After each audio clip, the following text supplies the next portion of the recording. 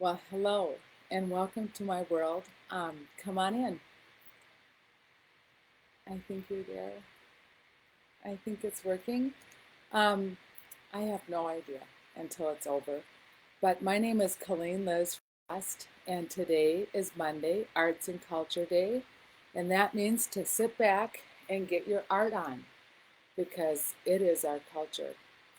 Being from Minnesota, in a land of 10,000 artists, um, having never been in a boat, we hang out with the artist. So it is a fantastic culture that I live in, and I want to share it with you on Mondays. I do know a lot of artists. I don't get out a whole lot, but I am on the internet a lot, and I have met a lot of artists. The first one, of course, being my mother, and I thought she was the most talented artist in the whole world, and my dad. So those two mainly, and then of course my immediate family, grandparents, and my fiddle playing grandpa, and my grandmother, and of course my dad's mother and dad. I thought they were just so talented. But then of course I had a son, and then it was lights out. So I want to share on how my world opened up, and it became my culture. So, welcome to my world. Come on in. My name is Colleen, and I am in development. We are on the 7 days blog and podcast, and this week I'm going to be focusing on a thing called live streaming. I think that's what we're doing. And it's Monday night, the winds are blowing, and I always think about, well, Paris, because I went there, and I have a lot to say about it because, well, I'm an author and I wrote a book and I did go to Paris. But I was on a different mission then. I had a cancer raging inside me, and we were on a spiritual mission. So I did not get a chance to go to the Louvre. But today, or yesterday, it was announced that the Louvre is now online.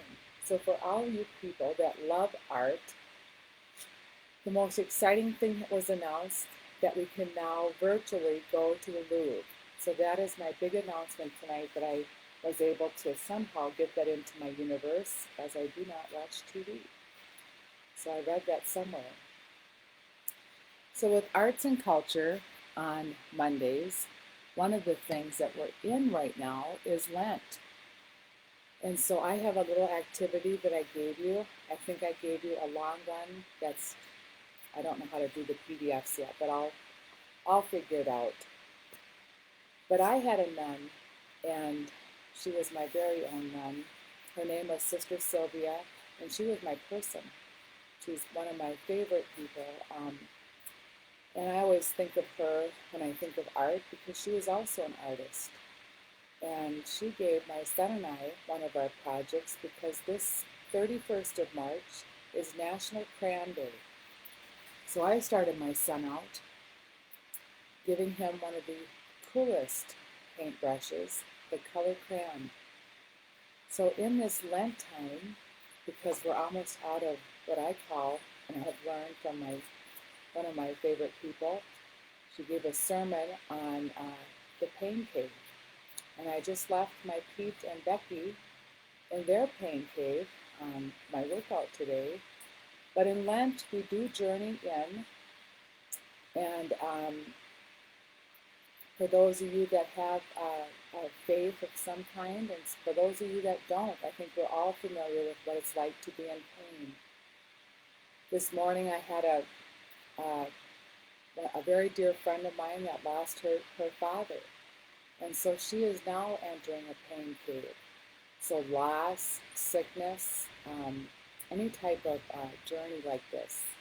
And even in the Christian faith, during Lent, we are taught to enter into some type of surrendering so that we can journey. So I have an art project for those of you that saw the download. This is a labyrinth, and it is a journey to the center. And so I suggest to do it in the rainbow colors. So I taught my son that to try to think of all his little baby troubles. And let's start with all that busy thing in your head. And let's start with pick a color. He always picked red. We start out with, and he would start to draw. And he'd start to think about all the things he's thinking about. And I said, now start to get to just one area of what you're thinking about. Try to sort it out. And he would be coloring. And he'd get kind of serious. And my nun called it centering prayer.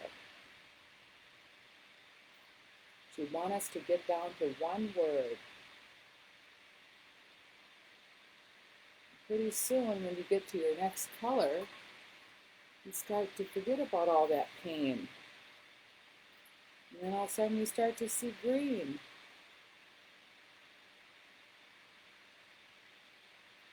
And then you start thinking about the next color, like, hello, pink. I'm already feeling happier. That's what happens kind of towards the end of Lent. You start to see some relief. I'll never forget when my nun said I had to give up something, and I cannot tell her what it was until after Lent. I was brand new at that, being Catholic. So after Lent, I told her I gave up people. So what did you give up this year if you're Catholic?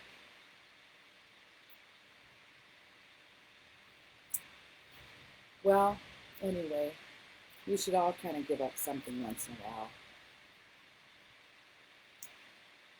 So as Adam was coloring in there, he would just, now he's on blue. Oh boy, he loved blue. I love the rainbow. Pretty soon we're going to do rainbows. And as you color your labyrinth, you start to get to the center.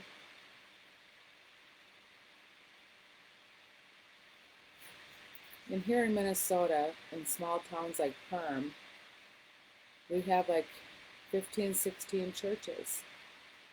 And I'll take you by a few of them.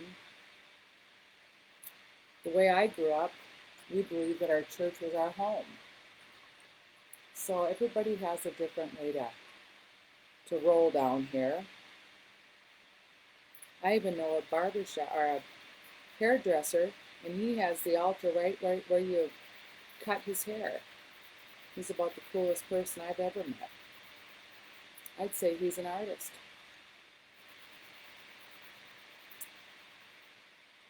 Now this could be a cool color. Okay, I'm moving along. So print out and try to find a way, especially at night, and actually coloring is getting really popular again. A lot of people give me coloring books for Christmas. Coloring pencils, shirts that have color on them. And this hat came from my Jerome's sale. He was one of my estate people, still is. I'll be telling you about him. See, the 7 days is all about me building a digital home for my son and my future grandkids. I'm going to look into my older history too, but you know something, as long as I'm here, I want my son to remember just all the hard work I did and all the people he got to meet. Did I tell you I'm making a map? Can't wait to show it to you. Anyway, this is obviously going to take me a lot longer, but it's a lot of fun. And just lastly, I want to just share one thing with you. I have a friend, and you can even, because they have cool stuff like this is called a finger labyrinth. So I do keep this by my chair, and I'll pick a word. Actually, I have a brand new word that I just learned tonight, and it's quite alarming because I did not know this word. Let me see if you have heard of this word. Salient. The word is salient. It springs at you, it jumps out, it's prominent. So I am going to probably center on this later on tonight. on how I can use this with my son when he calls up the next time. But my girlfriend and I, we have a thing that we do, our centering prayer now, like what my nun and I did. So just center, color, and try to find a time when you can do your arts and culture. One day a week, and I pick Mondays. And of course, I say dress up. Or not, but I think you should dress up. So Lent is here. It's almost over. I hope you add it to your Arts and Culture Day to make sure to add art in it. And lastly, I don't know what your pain cave has been this last Lent season, but I want you to know there's hope. And to my girlfriend out in New Jersey, I'm sending you hope tonight. And I want you to know that you are rare. And I just hope all of you who have had challenges, I hope you know that hope and Lent is almost over, and I hope that we can spring ahead and from all the things that we've learned from our pain caves. And thanks for joining me on the 7 days, because every day that we add a balance into our week, it does help with things that we are all carrying. Kind of like Jesus' crown with that suffering, it's a good reminder. And you know, I call my business I Am Rare Presents, because when I was a little girl, my mother did talk about the crown that Jesus wore. And she tried to tell me, she says, honey girl, you are rare. And I didn't quite know what all that meant, but she took 18 years at the house to teach me about who I am, what I want, where I'm going, why, who I'm going to go with, and how I'm going to get there. And so I named my business I Am Rare Presents, because in my mind, every time I hear it or I say it to myself, I hear my mother. So I hope you all will get your crowns on, and maybe sometime when we're together, I can get my glitter out and we can start to decorate our crowns brighter so that we can shine light on those people who are in a pain cave, and so that we can bring them our culture. And I hope you keep the art in it. Good night.